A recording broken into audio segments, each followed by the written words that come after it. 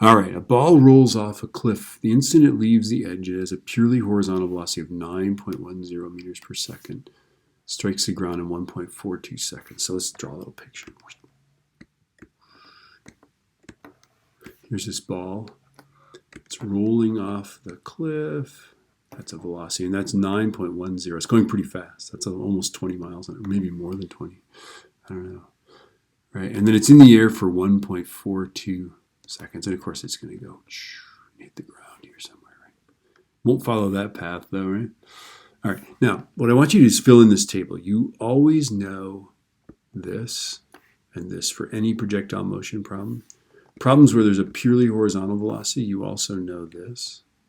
And then this problem is telling you this and this and this and this.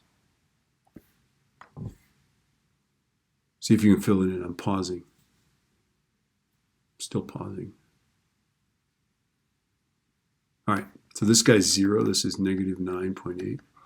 This is 0 if it's a purely horizontal velocity. That is, it's not moving up or down, right? And then the 9.10 goes here. These guys are always the same, right? And then this guy is 1.42, and this guy's 1.42, because these guys are the same too, okay? So let's start with the horizontal side, right? Because it's easy. We know that V is x over t, so x is Vt. So it's 9.1 times 1.42. It's 12.922. Okay, so that's how far over this thing lands. That was easy, wasn't it? All right, the next thing we're going to do is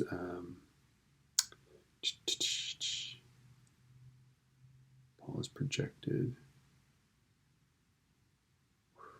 Oh yeah, we got it. Okay, and then I was just checking the answer to make sure I wasn't like messing up the answer. And then in the vertical, we're all done with the horizontal here, but let's do the vertical direction.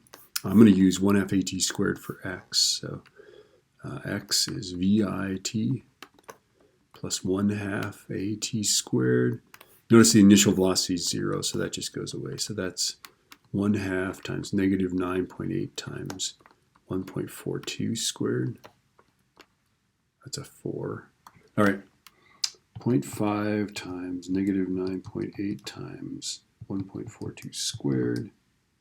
Negative 9.88036, and that's our x, right? So that's this distance. Okay, and then our final velocity we can get is going to be VF is VI plus AT, right? So that's going to be, it's going to equal 0 plus negative 9.8 times 1.42. So negative 9.8 times 1.42 is negative 13.916. And that's, of course, this guy here, right? All right, now let's answer the questions. Are we ready for this? How high is the cliff? A. How high the cliff is we're going to use this to answer that, right? So from here to here is 9.88036. So I'm going to say that it's 9.88 meters tall. Does that make sense? I think it does, right? All right, B. B says, how far from the base of the cliff does it land? That's this guy here. So 12.9 meters from the base.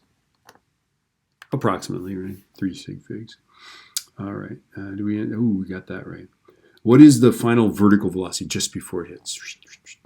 Right, that'll be our C.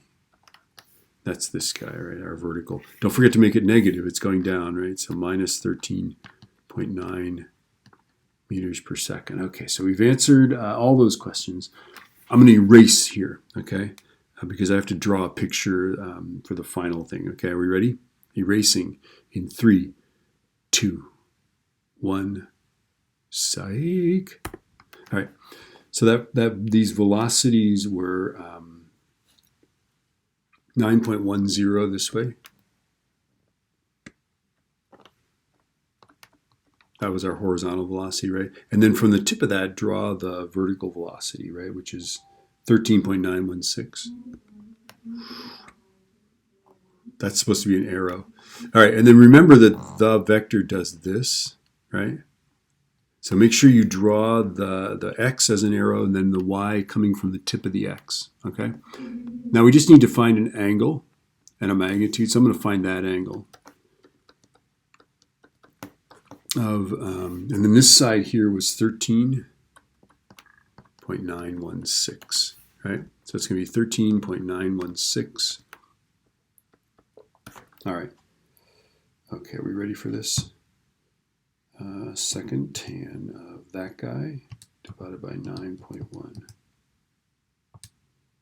56.8 degrees. Yes.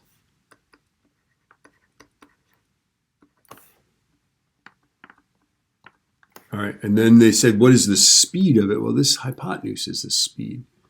All right, so that's going to be the square root of 9.10 squared plus 13.916 squared.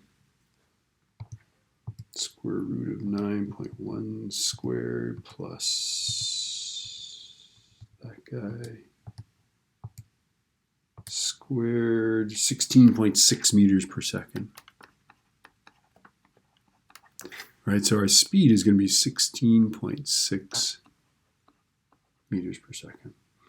Okay, did we get that right? Oh, I feel like we did. 56. So here's how I'm going to know that you have the right answer. You've drawn your components as arrows. The y component comes from the tip of the x, goes in the right direction.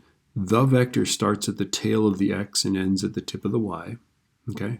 You've labeled the hypotenuse with the correct value. You've labeled a angle in this triangle with the correct value. Okay.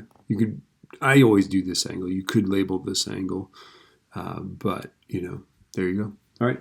Good enough.